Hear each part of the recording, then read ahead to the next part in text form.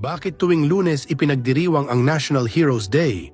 Noong una, walang tiyak na araw ang pagdiriwang ng Araw ng Mga Bayani.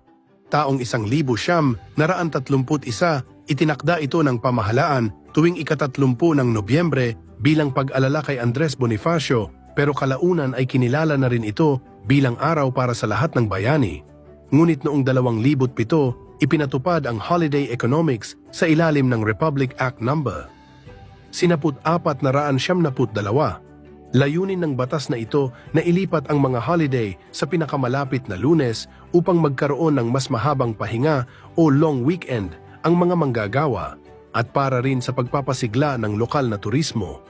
Kaya sa bisa ng batas, ang National Heroes Day ay itinakdang ipagdiwang tuwing huling Lunes ng Agosto. Hindi para baguhin ang kahulugan ng okasyon, kundi para bigyang daan ang sabayang paggunita at mas mahabang oras ng pag-alala sa mga bayani ng bayan.